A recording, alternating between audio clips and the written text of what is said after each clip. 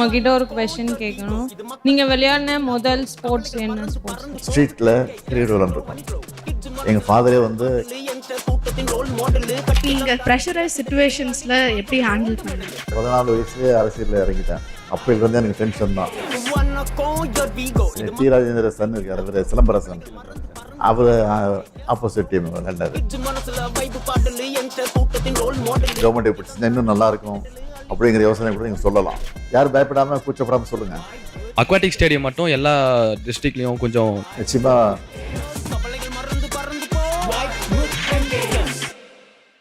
வணக்கம் ஐயா. இன்னைக்கு நம்மளோட தமிழ்நாடுக்கு எல்லா யங் டேலண்ட்ஸ் எல்லாம் இங்கே வந்திருக்கோம். ஆரம்பிக்கிறது முன்னாடி என்னோட ஃபஸ்ட்டு இன்ஸ்டன்ஸ் நான் உங்களை பார்த்தது வந்து 2007 நான் காமன்வெல்த் கேம்ஸ் வின் பண்ணிட்டு வந்திருந்தேன். கலைஞர் ஐயா கிட்ட ஹை கேஷ் இன்சென்டிவ் முதல் முறையாக வாங்கும்போது நீங்களும் இருந்தீங்க.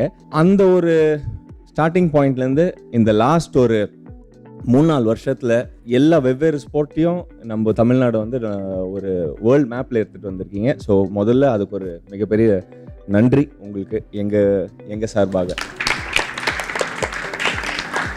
இந்த யங் டேலண்ட்ஸ் கிட்ட சில கேள்விகள் இருக்குது. ஸோ அவங்க உங்களை கேட்க போகிறாங்க சில கேள்விங்க. அவங்களெல்லாம் சந்திக்கிற நான் முயற்சி எடுக்கிறேன். ஏதோ நீங்கள் வந்து சில கேள்விகளை என்னிடத்துல கேட்க போகிறீங்கன்னு சொன்னார். கேள்விகளை கேளுங்க, முடிவு வரைக்கும் நான் பதில் சொல்கிறேன், கேட்கலாம். உங்கள் சின்ன வயசில் உங்களுக்கு ரொம்ப பிடிச்ச ஸ்போர்ட்ஸ் பிளேயர் யார் சார்? பார்த்து மோட்டிவேட் ஆன ஸ்போர்ட்ஸ் பிளேயர் சின்ன வயசுலையா? ஆமாம் சார். கிரிக்கெட்டை பொறுத்த வரைக்கும் கபில் தேவ் எனக்கு ரொம்ப பிடிக்கும். ஏன்னா அவர் சாதாரண குடும்பத்தில் பிறந்து படிப்படியாக வளர்ந்து முன்னுக்கு வந்தவர். அவர் அது மட்டும் இல்லாமல் இந்தியாவுக்கு வேர்ல்டு கப்பை வாங்கி கொடுத்த முதல் ஒரு கேப்டனாக இருந்தவர் கபில் தேவ். அதனால் ரொம்ப பிடிக்கும் எனக்கு. அதுக்கப்புறம் கவாஸ்கர், ஓகே, அது தொடர்ந்து டெண்டுல்கர், ஓகே, தோனி. இப்போ இருக்கிற இளைஞர்கள் தமிழ்நாட்டை பொறுத்த வரைக்கும் நிறைய இளைஞர்கள் வந்து கிரிக்கெட்ல வந்துட்டு இருக்கிறாங்க, மற்றதுலேயே வந்துட்டு இருக்கிறாங்க, நீங்களும் வந்துட்டு இருக்கிறீங்க. அதனால எல்லாரையும் பிடிக்கும் எனக்கு. சார், உங்களை பார்த்ததில் எனக்கு ரொம்ப சந்தோஷம். தமிழ்நாடு விளையாட்டு வீரர்களில் யாருடைய விளையாட்டு கேட்குறீங்க? நீங்களாம் தமிழ்நாட்டு வீரர்கள் தான். இல்லை குறிப்பிட்டு நான் சொன்னால் மற்றவங்களுக்கு கோபம் வந்துடும், மனசை கஷ்டமாகலாம். இருந்தாலும் நான் சொல்ல முடியாது. எல்லாருடைய விளையாட்டும் பிடிக்கும். தமிழ்நாட்டை சார்ந்த அத்தனை பேரும் சிறப்பு விளையாடி இந்த நாட்டுக்கு, குறிப்பாக தமிழ்நாட்டுக்கு, இந்தியாவுக்கு பெருமை தேடி தர வேண்டும் என்பது தான் என்னுடைய வேண்டுகோள், என்னுடைய ஆசையும் தான். நீங்கள் விளையாடின முதல் ஸ்போர்ட்ஸ் என்ன ஸ்போர்ட்ஸ்? ஹாக்கி ஸ்கூலில் படிக்கும்போது ஹாக்கியில் ஒரு டீமில் இருந்தேன் நான். எம்சிசி ஸ்கூலில், மெட்ராஸ் கிருஷ்ண காலேஜ் ஸ்கூலில் சென்ட் பீச் ஸ்கூலோட மேட்ச் நடக்கும்போது அதில் விளையாண்டுருக்கேன். அதனால் ஹாக்கியும் பிடிக்கும், கிரிக்கெட்டும் பிடிக்கும். அதுதான் விரும்பி விளையாடுறது உண்டு. வணக்கம் ஐயா, என் பேர் காசிமா. நான் சென்னையில் second year Justice Basheer Syed Ahmed காலேஜில் படித்தேன். திருவற்றியூரமா? திருவற்றியூர். நான் வந்து 2024 6th வேர்ல்ட் கப் கேரம் டோர்னமெண்ட்டில் 3 கோல்டு மெடல் வின் பண்ணிக்கு இந்தியாவுக்கும் தமிழ்நாட்டுக்கும் சென்னைக்கும் பெருமை சேர்த்து கொடுத்தது ரொம்ப ஹாப்பியாக இருக்குது. எனக்கு 2 நாள் தான் இருந்தது போகிறதுக்காக. எங்கள் அப்பா ஒரு ஆட்டோ டிரைவர், அந்த நேரத்தில் எனக்கு கட்ட முடியல. அந்த நேரத்தில் சாம்பியன் ஃபவுண்ட் SDITயில் அப்ளை பண்ணி 1 டே கூட ஆகலை, எனக்கு 1.5 லட்ச ரூபா கொடுத்து அமெரிக்காவுக்கு போக வச்சுருந்தீங்க. போயிட்டு வந்ததுக்கு அப்புறமாவும் எனக்கு ஊக்கத்தொகையாக 1 கோடி ரூபா கொடுத்துருக்கீங்க. நீங்கள் வாழ்த்தலைன்னா நான் எங்கள் அப்பா இன்னைக்கு வரைக்கும் ஒரு ஆட்டோ டிரைவராக தான் இருந்திருப்பார். நாங்களும் வெளி உலகத்துக்கு தெரிய வந்திருக்க மாட்டோம் சார். ஒரு சட்டை சபையில் வந்து நீங்கள் சொல்லியிருந்தீங்க சார், ஒரு காசிமா இல்லை 100 காசிமா உருவாகணுன்ட்டு. இந்த வருஷம் கீர்த்தனா வந்து எங்கள் கிளப்பில் 13 வருஷமாக ப்ராக்டிஸ் பண்ணி 3 கோல்டு மெடல் வின் பண்ணியிருக்காங்க. இந்த மாதிரி நாங்கள் வின் பண்ணிட்டு வந்ததுக்கு காரணம் நீங்கள் தான். நீங்கள் வந்து என்னை வெளி உலகம் தெரிஞ்சதுனால இன்னைக்கு என்னுடைய ஸ்டோரி வந்து ஒரு மூவியாக வந்து ரிலீஸ் ஆக போகுது சார். த கேரம் குயின் சொல்லிட்டு என்னுடைய மூவி வந்து இப்போது போயிட்டுருக்கு. இது வந்து ரொம்ப ஹாப்பியாக இருக்குது சார். கண்ணகி நகரில் கார்த்திகா வந்து சொல்லியிருந்தாங்க, அந்த ஏரியானா என்னன்ட்டே தெரியாது. இன்னைக்கு வந்து கண்ணகி நகர்னாலே கார்த்திகான்னு சொல்லிட்டு தெரிய வச்சிருக்கீங்க. இது யாருமே இல்லை அப்படின்ட்டு இருந்த நேரத்தில் இப்போ வந்து நீங்கள் இருக்கீங்க, நாங்கள் வின் பண்ணுவோம்னு சொல்லிட்டு எல்லாருமே போயிட்டு இருக்காங்க. கண்டிப்பாக நாங்களும் வந்து அடுத்த வர வேர்ல்ட் கப்லேயும் வந்து கண்டிப்பாக தமிழ்நாட்டு சார்பாகவும் சென்னை சார்பாகவும் நாங்கள் கண்டிப்பாக வின் பண்ணிட்டு வருவோம் சார். ரொம்ப நன்றி சொல்லிக்கிறேன். நீங்கள் ஃபன்னாக ஜாலியாக ஃபன் கேம்ஸ் இல்லை ஏதோ ஒன்று ஜாலியாக ஹாபி மாதிரி விளையாடுறது யார் கூட சார் விளையாடுவீங்க? நான் இப்போ விளையாடுறதுக்கு வாய்ப்பு இல்லை, ஆனால் வாய்ப்பு கிடைச்சா விளையாடுவேன். அதில் சந்தேகம் கிடையாது. அது ரொம்ப ஆசை எனக்கு. எங்கேயாவது ரோட்டில் கிரிக்கெட் விளையாட பார்த்தா நானே போய் பேட்டை பிடிச்சி அவங்களோட விளையாடிட்டு வந்திருக்கிறேன். நான் சின்ன பிள்ளையாக ஸ்கூலில் படிச்சுட்டு இருக்கும்போது ஸ்ட்ரீட்டில் கிரிக்கெட் விளையாண்டுருக்கோம். எங்கள் ஃபாதரே வந்து கிரிக்கெட் விளையாண்டுருக்காரு தலைவர். அவருக்கு நான் போலிங்லாம் போட்டிருக்கேன். நான் வந்து போலர். எனக்கு அதில் ஆஃப் ஸ்பின் தான் நல்லா போடுவேன் நான். அது மட்டும் இல்லாமல் ஸ்கூலில் படிக்கும்போது பார்த்தீங்கன்னா புக் கிரிக்கெட் விளையாடுவோம். நீங்கள் பார்த்துருப்பீங்க, அந்த புக்கு பேஜ் திருப்பும் போது 6 வந்தால் 6 சிக்ஸரு 4 ஒரு 0 வந்து அவுட்டு. உங்களுக்கு தெரியும், எனக்கு பல பேர் தெரிஞ்சிருக்கும். அந்த மாதிரி விளையாண்டுருக்கோம். கிளாஸ் நடந்துகிட்டு இருக்கோம், நான் பாட்டு பசங்க விளையாண்டுட்டு போதேன். அதெல்லாம் ஞாபகம் வரும் எனக்கு. கிரிக்கெட் அந்த அளவுக்கு பைத்தியமாக இருந்தவன் நான் கிரிக்கெட்டில். Actors, cinema actors cricket match போட்டு சேப்பாக்கில் அதுக்கு நடந்த மேட்ச்சில் நான் கலந்துக்கிட்டப்போ நான் என்னோடய டீமில் எங்கள் சினிமா நடிகர் டீமில் வந்து நான் வந்து போலராக எனக்கு செலக்ட் பண்ணியிருந்தாங்க. 3 விக்கெட் எடுத்தப்போ. அப்படியா சார்? ஆமாம். அதை பற்றி கொஞ்சம் ஏதாவது சொல்லுங்கள் சார். டி ராஜேந்திர சன் இருக்கார், அவர் சிலம்பரசன். அவர் ஆப்போசிட் டீம் விளையாண்டாரு. நடிகர் நெப்போலியன் விக்கெட்டு, இன்னொருத்தர் சரியாக போல 3 விக்கெட் எடுத்தாங்க. எல்லாம் ஆஃப் பிரேக் போட்டு தான் எடுத்தேன். ரொம்ப நல்லா சார். அடுத்த 10 ஆண்டு காலத்தில் தமிழ்நாடு விளையாட்டுத்துறை எந்த நிலையில் இருக்கும்னு நினைக்கிறீங்க? இப்போ வந்து நான் என்னுடைய தலைமையில் ஆட்சிக்கு வந்து 4 வருஷம் ஆச்சு. இந்த ஆட்சிக்கு வந்ததுக்கு பிறகு எல்லா துறையிலையும் இன்றைக்கி வந்து முன்னேறிட்டு வரோங்கிறது உங்களுக்கே தெரியும். எல்லா துறையும், குறிப்பாக கல்வித்துறை, அந்த மாதிரி இன்றைக்கி விளையாட்டுத்துறையிலையும் எல்லா மாநிலத்தையும் மிஞ்சக்கூடிய அளவுக்கு நம்ம வந்துகிட்டு இருக்கிறோம். அதனால தான் விளையாட்டுத்துறைக்காக உதயநிதியை வந்து நான் அமைச்சராக்கி அவர் வந்து இதில் இன்ட்ரெஸ்ட் காட்டி அவர் நல்லா ஸ்பீடாக பண்ணிகிட்டு இருக்காரு. உங்களுக்கே தெரியும், நல்ல பாராட்டு அவர் வாங்கிட்டு இருக்காரு. தொடர்ந்து அவர் துணை முதலமைச்சர் அவரை அந்த பொறுப்பையும் கொடுத்துருக்குறோம். அதனால் இப்போ எல்லா ஸ்டேட்டோட தொடர்பு கொண்டு, ஸ்டேட்டோட மட்டும் இல்லை, வெளிநாட்டில் இருக்கிற அந்த விளையாட்டு துறையோட தொடர்பு கொண்டு இன்றைக்கி வெளிநாட்டில் சார்ந்த ஹாக்கி மேட்ச் நடக்குது, வெளிநாட்டில் வந்து கலந்துக்கிறாங்க. அதனால் இப்போ சிறப்பாக வந்துக்கிட்டு இருக்கு இந்த ஆட்சியை பொறுத்த வரைக்கும். இது தொடரும் என்ற நம்பிக்கை எனக்கு இருக்குது. நீங்கள் ப்ரெஷரைஸ் சுச்சுவேஷன்ஸில் எப்படி ஹேண்டில் பண்ணுவீங்க? நான் வந்து 14 வயசுலேயே அரசியலில் இறங்கிட்டேன். அப்போலேருந்தே எனக்கு டென்ஷன் தான். அப்போலேருந்து ஏதாவது ஒரு டென்ஷனான செய்தி வந்துட்டு இருக்கான். அதனால் பழகி போச்சு எனக்கு. அதனால் அதை பற்றி கவலைப்படுறதில்ல. நான் பாட்டுக்கு போயிட்டுருக்கிறேன். இல்லை அந்த ப்ரெஷர் வரும்போது புக் எடுத்து படிக்க ஆரம்பிச்சுப்பேன், டிவி பார்ப்பேன், ரேடியோ கேட்பேன், பாட்டு கேட்பேன். அப்படி இல்லைன்னா நடந்து வாக்கிங் பண்ண ஆரம்பிச்சிடுவேன். இதுதான் எனக்கு.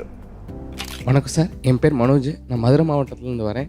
நான் இப்படி மாற்றுத்திறனாளியாக பிறந்துட்டேன்னு எங்கள் ஊர்லேயும் எங்கள் ஸ்கூல்லேயும் எங்கள் டீச்சர் யாருமே என்னை எந்த விளையாட்டு போட்டிக்குமே அலோவ் பண்ண மாட்டாங்க. இவனுக்கு அடிபட்டுரும், இவன் வந்தால் கீழே விழுந்துருவான், ஸோ அதுக்கு நம்ம தான் பொறுப்பேற்றுக்கிறோம்ட்டு என்னை ஒதுக்கி தான் வச்சுருந்தாங்க. ஸோ நம்ம குறையா பிறந்துட்டோம், நீ நம்ம ஒன்றும் பண்ண முடியாது, இதை வச்சு நம்ம எப்படி நம்ம முன்னேற போகிறோம்னு நினச்சி நானாகவே தான் ப்ராக்டிஸ் பண்ணிக்கிட்டு இருந்தேன். ஸோ அப்படி ப்ராக்டிஸ் பண்ணிக்கும்போது 2011 எனக்கு ஒரு வாய்ப்பு கிடச்சிச்சு. மாற்றுத்திறனாளிக்கும் தனி விளையாட்டு போட்டின்னு ஒரு வாய்ப்பு கிடச்சி. ஸோ அதில் பார்ட்டிசிபேட் பண்ணி நான் கோல்டு மெடல் பண்ணேன். ஸோ அதிலிருந்து இப்போ வரைக்கும் நான் தான் நேஷ்னல்ஸ்லேயே ஷார்ட் புட்டில் கரண்ட் நேஷ்னல் ரெக்கார்டு ஹோல்டரு. 2023 ஜெர்மனிக்கு போகிறதுக்கு வாய்ப்பு கிடச்சிச்சு. பட் எனக்கு போகிறதுக்கு நிதி இல்லை. அப்போ நம்ம எம்எஸ்ஆர்கிட்ட போய் ஒரு ரெக்வஸ்டேஷன் வச்சோம், சார் இப்படி நாங்கள் போகிறோம் சார்னா அவர் உடனே நம்ம டெப்டி சிஎம் சார்கிட்ட சொல்லி 2 நாளே எங்களுக்கு அமௌண்ட் சேங்ஷன் பண்ணி கொடுத்துட்டாங்க சாம்பியன்ஷிப் ஃபவுண்டேஷன் இருந்து. அதுலேருந்து சாம்பியன்ஷிப் ஃபவுண்டேஷன் மட்டும் 22 லட்ச ரூபா கேஷ் வாங்கியிருக்கேன். உண்மையிலே இந்த கவர்மெண்ட் ரொம்ப சிறப்பாக பண்ணிகிட்டு இருக்காங்க. ஸ்போர்ட்ஸ்லாம் என் லைஃப் ரொம்ப மோசமான நிலைமையில தான் போயிருக்கோம். இந்த ஸ்போர்ட்ஸ்னால தான் எனக்கு ஒரு லைஃப்பில் அடுத்த விஷயன்றது ஜாபும் கொடுத்துட்டாங்க. அப்புறம் கல்யாணமும் நடந்துச்சு. அந்த கல்யாணத்துக்கும் நம்ம டெப்டி சிஎம் சார் வந்து என் வீட்டுக்கே வந்து என் கல்யாணத்தையும் அவர் வீட்டு கல்யாணம் மாதிரி நடத்தி கொடுத்தாங்க. இப்போ பெண் குழந்தை பிறந்திருக்கு சார். எங்கள் ஊர் சைட்லாம் பெண் குழந்தைன்றது பிறந்தோம்னா ஒரு மாதிரி தான் பார்ப்பாங்க, ஏன் பெண் குழந்தைன்னு நினைப்போம். ஆனால் வெல்லும் பெண்கள் நிகழ்ச்சியை பார்த்து உண்மையில் ரொம்ப சந்தோஷமாக இருந்துச்சு. இப்போ நான் எங்கள் ஊரில் போய் சொல்லுவேன், எனக்கு உண்மையில் எங்கள் கவர்மெண்ட் என்னை என் பொண்ணை பார்த்துக்கணுன்றதை நான் தைரியமாக போய் சொல்லுவேன். நான் இது வரைக்கும் இந்த கவர்மெண்ட்லேருந்து மட்டுமே 50 லட்ச ரூபா ஹை கேட்ச் இன்சென்டிவ் மட்டும் வாங்கியிருக்கேன். அது மட்டும் இல்லாமல் எனக்கு இந்த கவர்மெண்ட் வந்து 3% ஸ்போர்ட்ஸ் கோட்டாலே அப்பாயின்மெண்ட் போட்டு கொடுத்துருக்காங்க. உண்மையிலே எனக்கு ரொம்ப சந்தோஷமாக இருக்குது சார். கல்வியில் சிறந்த தமிழ்நாடுல பேசுனீங்களா? ஆமாம் சார், நான் தான் சார். உங்களுக்கு தோனி சார் கிட்ட பிடிச்ச குவாலிட்டி என்னங்க சார்? தோனி கிட்டயா? ஆமாங்க சார். தோனியுடைய கேப்டன்ஷிப் ரொம்ப பிடிக்கும். காரணம் வந்து ரொம்ப ஸ்மைலாக, ஸ்வீட்டாக, ஸ்மார்ட்டாக, சைலண்ட்டாக, எந்த வித டென்ஷன் ஆகாமல் அவர் கேப்டன்ஷிப் பண்ணுறாரு பாருங்க, அது ரொம்ப பிடிக்கும். ஒரு பெரிய வழிகாட்டியாக இருக்கிறார். இவ்வளோ வயது கடந்து போனாலும் இன்னும் அவர் வந்து விளையாடணும் அப்படின்னு சில ரசிகர்கள் வந்து ஆர்வத்தோடு காத்துட்ருக்காங்க பாருங்க, அதுதான் காரணம். ஸோ இப்போது தோனி சார் வந்து உங்களோட கம்பேர் பண்ண முடியுமா சார்? என்னுடைய அந்த கூல்னஸ், காம்னஸ் முயற்சி பண்ணலாமே தவிர கம்பேர் பண்ண முடியாது. முயற்சி பண்ணலாம், அவர் பண்ணுறாரு சார். இல்லை அவர் மாதிரி இருக்கணும், நான் முயற்சி பண்ணாங்க, நான் பண்ணுறேன். சோஷியல் மீடியாவில் நாங்கள் நிறைய நான் பர்சனலாக நிறையா பார்க்குறது என்னென்னா, இப்போ இந்தியாவோ இல்லை ஏதாவது பெரிய லெவல் பிளேயரோ ஏதாவது டோர்னமெண்ட் வின் பண்ணிட்டு வந்தாங்கன்னா ஃபஸ்ட்டு நீங்கள் தான் வந்து முன்னுக்கு வந்து அப்ரிஷியேட் பண்ணுறீங்க. அந்த மாதிரி உங்களுக்கு இன்ட்ரெஸ்ட் எங்கேருந்து சார் வந்துச்சு, எப்போ வந்துச்சு? அதாவது அரசின் சார்பில் கவர்மெண்ட் வந்து நீங்கள் போய் பல்வேறு மாநிலங்களில் பல விளையாட்டு போட்டிகளில் கலந்துக்கணும்னு சொல்லி அதுக்காக செலவு பண்ணி அது உங்களை ஊக்கப்படுத்துறதுக்கு உற்சாகப்படுத்தி அனுப்பிச்சி வைக்கிறோம், உங்கள் ட்ரைனிங்க்கு அனுப்புகிறோம். அதெல்லாம் பண்ணிட்டு நீங்கள் வரும்போது ஜெயிச்சுட்டு வரும்போது எனக்கு அதோட வேறு மகிழ்ச்சியாக இருக்குது. அந்த மகிழ்ச்சியை பகிர்ந்துக்கிறதுக்கு தான் உடனடியாக மெசேஜ் போடுறோம், ட்விட்டரில் போடுறோம், அதுதான் வாழ்த்து சொல்கிறோம். இந்த டேர்மில் வந்து நிறைய ஸ்கீம்ஸ் நிறைய இன்க்ரீஸ் பண்ணியிருக்கீங்க சார். ஒலிம்பிக் லெவல், இன்டர்நேஷ்னல் லெவலில் விளையாடும்போது elite sports person scheme, memes வந்து நேஷ்னல் லெவலில் விளையாடுறாங்க, ஸ்டேட்டு டிஸ்ட்ரிக்டில் நல்லா விளையாடுறவங்க சாம்பியன்ஸ் டெவலப்மெண்ட் ஸ்கீம் சிடிஎஸ் அப்படின்ற இந்த 3 ஸ்கீம் இருக்குது. ஸோ என்னோடய ட்ரீம் வந்து நம்ம தமிழ்நாட்டிலேருந்து ஒரு ஒலிம்பிக் மெடல் அங்கே அந்த 2036 கேம்ஸில் வரும். இதுக்கு முன்னாடி விளையாட்டுத்துறையை பொறுத்த வரைக்கும் கடந்த பல ஆட்சி காலகட்டங்களில் 10ஓட 11 அத்தோட இது ஒன்றா இருந்தது. இப்போது திமுக ஆட்சிக்கு வந்ததுக்கு பிறகு, அதுவும் குறிப்பாக விளையாட்டுத்துறை அமைச்சராக உதயநிதி அவர்கள் பொறுப்பேற்றுக்கிட்டது பிறகு இது எவ்வளோ முக்கியத்துவம் கொடுத்துட்ருக்குங்கிறது எல்லாருக்கும் தெரியும். அதாவது நிதி கொடுக்கறதுக்காக, செலவு பண்ணதுக்காக இல்லை, அவங்க ஊக்கப்படுத்தி உற்சாகப்படுத்தி அனுப்பிச்சி வச்சு வெற்றியோடு வரும்போது அது எங்களுக்கு ஒரு பெருமையாக இருக்குது. அது மட்டும் இல்லாமல் நீங்கள் பார்த்தீங்கன்னா எல்லா மாநகராட்சியிலையும், தமிழ்நாட்டில் இருக்கக்கூடிய எல்லா மாநகராட்சியிலையும் ஸ்டேடியம் கட்டுறதுக்கு திட்டமிட்ட வேலை நடந்துக்கிட்டு இருக்கு. பல மாவட்டங்களில் நடந்துக்கிட்டு இருக்கு, இப்போ முடிய போகுது. அதே மாதிரி 234 சட்டமன்ற தொகுதியிலையும் ஒவ்வொரு கிரிக்கெட் ஸ்டேடியம், ஃபுட்பால் ஸ்டேடியம், பொதுவான ஸ்டேடியம் கட்டணும்னு சொல்லி, கிரிக்கெட் விளையாட்டு ஸ்டேடியம் கட்டணும்னு சொல்லி அதையும் அறிவிச்சுட்டு அதற்கான முயற்சி நடந்துட்டு படிப்படியாக அதுவும் நிறைவேற போகுது. இதெல்லாம் நிறைவேற போது நிச்சயமாக தமிழ்நாட்டில் இல்லை, இந்தியாவிலேயே மட்டும் இல்லை, உலக அளவிலேயே இது ஒரு பெரிய அளவுக்கு நம்முடைய விளையாட்டுத்துறை இருக்குங்கிற நம்பிக்கை எங்களுக்கு இருக்குது. சார், நம்ம தமிழ்நாட்டில் நிறைய இன்டர்நேஷ்னல் லெவலில் டோர்னமெண்ட் நம்ம பண்ணிகிட்ருக்கோம். நிறைய பேர் சொல்கிறாங்க தமிழ்நாட்டில் நல்லா பண்ணிகிட்ருக்காங்க அப்படின்னு சொல்கிறாங்க. எப்படி சார் இதில் உங்களுக்கு இன்ட்ரெஸ்ட் வந்துச்சு பண்ணலாம் அப்படின்ட்டு? எல்லா துறையிலையும் நம்ம முன்னுக்கு வர மாதிரி இந்த துறையிலையும் முன்னுக்கு வரணுங்கிற ஆசை தான். அவங்க நம்பி மக்கள் வந்து நம்ம எடுத்து பொறுப்பை படிச்சிருக்கிறாங்க. அந்த மக்களுக்கு நம்ம நல்லது செய்யணும், திட்டங்களை கொண்டு வரணும், சாதனைகளை படைக்கணும். மற்ற மாநிலங்கள் நம்ம மாநிலத்தை பார்த்து பின்பற்றணும். நம்ம வந்து பல மாநிலங்கள் வந்து முன்னால் இருக்குது விளையாட்டுத்துறையில் அப்படிங்கிற போது நமக்கே ஒரு ஆதங்கம் ஏற்படுது. அந்த மாநிலம் நல்லா இருக்க, ஏன் நம்ம மாநிலம் வரக்கூடாது அப்படிங்கிற ஆதங்கம் வந்து ஆரம்பத்துலேருந்து எனக்கு உண்டு. அந்த அடிப்படையில் தான் அந்த உணவு வந்துச்சு. அந்த அடிப்படையில் தான் இன்றைக்கி வந்து செஞ்சுக்கிட்டு இருக்கோம். வணக்கம் சார். என்னோட கேள்வி என்னன்னா, இப்போ தமிழ்நாட்டில் இருக்கிற யங் ஸ்போர்ட்ஸ் பர்சனுக்கு ஒரு மெசேஜ் சொல்லணும்னா என்னங்க சார் சொல்லுவீங்க? நான் இப்போ இங்கே இந்த ஃபங்க்ஷன் வரும்போது பார்த்துட்டே வந்தேன். ஒரு 25 இடத்துலையாவது 25 பேராவது ஃபோனை பார்த்துக்கிட்டே ஃப்ளாட்டாக நடந்து போயிட்டுருக்குறாங்க. அப்படிப்பட்ட இளைஞர்கள் வந்து அதில் அதிகம் கவனம் செலுத்துறதை விட ஓய்வு கிடைக்கிற போது, வாய்ப்பு கிடைக்கிற போது விளையாட்டுத்துறையிலையும் அதிக கவனம் செலுத்தணும் அப்படிங்கிறது ஆசை எனக்கு. நாங்கள் முழு அரசியல்வாதியாக நான் இருக்கிறேன், உங்களுக்கு தெரியும். அப்படிப்பட்ட அரசியல்வாதிகள் எத்தனையோ தோல்விகளை நாங்கள் சந்திச்சிருக்கிறோம். ஆக அந்த தோல்வியை கண்டு துவண்டக்கூடாது. அந்த தோல்வியை படிக்கட்டாக நினச்சிக்கிட்டு நம்ம அதில் ஏறி தான் போயிட்டுருக்கணும். அது மாதிரி தான் விளையாட்டு வீரர்களை பொறுத்த வரைக்கும் ஏதாவது வெற்றி பெற முடியலையே அப்படிங்கிற ஆதங்கம் வந்துடக்கூடாது, ஏக்கம் வந்துடக்கூடாது. அதை விடாமுயற்சியாக நீங்கள் பண்ணி இந்த அளவுக்கு வெற்றி வந்திருக்கிறீங்க. அதே போல் மற்ற வீரர்களும், வரக்கூடிய விளையாட்டு வீரர்களும் அதையே பின்பற்ற வேண்டும் என்பதுதான் என்னுடைய ஆசை. நீங்கள் இவ்வளோ கேள்வி கேட்டீங்க, நான் உங்கள்கிட்ட 2-3 கேள்வி கேட்குறேன். ஒன்றும் பெரிய கேள்வி இல்லை. விளையாட்டு வீரர்களாக வரணுங்கிறதுக்கு என்ன அட்வைஸ் கொடுக்குறீங்க அந்த விளையாட்டு வீரர்களுக்கு? இந்த இடத்துக்கு நீங்கள் எப்படி வந்திருக்கிறீங்க, இதை வந்து நீ எப்படி மற்றவங்களுக்கு சொல்கிறீங்க? நான் 22 வருஷமாக ஃபுட்பால் விளையாண்டுருக்கேன். எனக்கு 11 வயசில் நான் ஸ்டார்ட் பண்ணேன். ஸ்கூல் பிடி டீச்சர்ஸுங்க தான் எனக்கு சொல்லிக் கொடுத்தாங்க. என்னோட கோச் மிஸ்டர் எஸ் மாரியப்பன், அவங்க தான் எனக்கு கோச் பண்ணாங்க.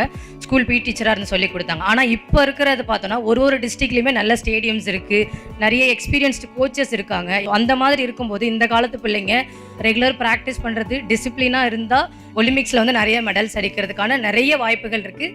அதுக்காக தான் நாங்கள் எல்லாருமே ரொம்ப ஆசைப்படுறோம் சார். இந்த யங்ஸ்டர்ஸ் வந்து இந்த ஃபோனை பார்த்து அதிலே டைம் வேஸ்ட் பண்ணி போயிட்டு இருக்காங்க. அவங்களுக்கு என்ன அட்வைஸ் பண்ணுறீங்க?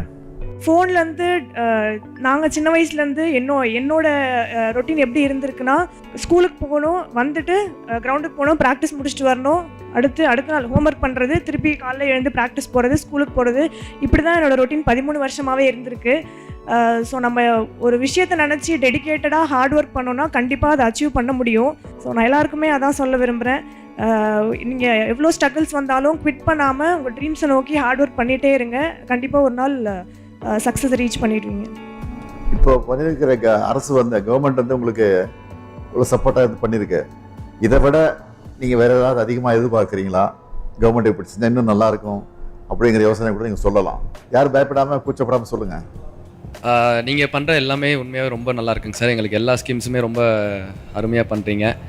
இதுக்கு மேலே எதிர்பார்க்கறதுக்கு பண்ணிட்டு இருக்கிறத குறைகள் தான் சொல்லலாம். குறைகள்னு சொல்கிறதுக்கு எதுவும் இல்லைங்க சார். ஆக்சுவலாக அக்வாட்டிக் ஸ்டேடியம் மட்டும் எல்லா டிஸ்ட்ரிக்ட்லேயும் கட்டினீங்கன்னா நிச்சயமாக சொல்கிறேன், அக்வாட்டிக்ஸ்லேயும் நல்ல ஒரு நம்ம அண்ணா சொன்ன மாதிரி நாங்கள் 36 ஒலிம்பிக்ஸில் நிச்சயமாக நாங்கள் மெடல் பண்ணுவோம் சார். நிச்சயமாக வரக்கூடிய காலகட்டத்தை பண்ணி கொடுப்போம், நம்பிக்கையோடு இருங்க. நோட் பண்ணி வச்சுங்க. Thank you sir. வணக்கம் சார், என் பேர் ஸ்ருதி, இன்டர்நேஷ்னல் பேஸ்கெட்பால் பிளேயர். என் சொந்த ஊர் மதுரை. எனக்கு அப்பா அம்மா இல்லை. அம்மா நான் 11th ஸ்டாண்டர்ட் படிக்கும் போது இறந்துட்டாங்க. அப்பா காலேஜ் ஃபஸ்ட் இயர் கோவிட் டைமில் இறந்துட்டாங்க. எனக்கு ஒரு செகண்ட் வேர்ல்டு அப்படியே நின்று ஃப்ரோஸ் ஆனால் எப்படி இருக்கும்? யாருமே இல்லை எனக்கு திரும்பி பார்க்க, ரிலேட்டிவ்ஸ்லேருந்து யாரும் இல்லை. ஹாஸ்பிட்டலில் நான் மட்டும் இருக்கேன். அம்மா செயின் அடகு வச்சு எல்லாமே கஷ்டப்பட்டு தான் நான் எங்கள் அப்பா இறுதி சடங்கு எல்லாமே முடித்தேன். எல்லாருமே அப்பா அம்மாவோட ஜாலியாக சந்தோஷமாக இருக்காங்க. ஆனால் எனக்கு மட்டும் ஏன் இந்த மாதிரி இருக்கணும், கஷ்டப்படுற மாதிரி இருக்கே அப்படின்னு ஒரு டைமும் ஃபீல் பண்ணுவேன். ஆனால் ஒன்று மட்டும் நான் விடலை, பாஸ்கெட்பால் மட்டும் நான் ஸ்டாப் பண்ணவே இல்லை எக்காரணத்துக்கு கொண்டும். எனக்குள்ளே அந்த வெறி, எங்கள் அப்பா ஒரு ஸ்போர்ட்ஸ் பர்சன், ஹாக்கி பிளேயர். அப்பாவுக்கு ரொம்ப ஆசை நான் தமிழ்நாடுக்காக ஆடணும். ஆப்வியஸாக தெரியும் மதுரையில் ரொம்ப லோ இதில் வர்றோம் நாங்கள், இதெல்லாம் எங்கே சாதிக்க போகுதுன்னு நிறையா பேர் என்னை பார்த்து பேசினாங்க. சென்னை வந்தேன். 8 hours ஒர்க் பண்ணுவேன் டெய்லியும். என் கூட பிறந்த தம்பி இருக்கான், அவனையும் நான் தான் பார்த்துக்கணும். SDT ஹாஸ்டலில் தான் படித்தான்.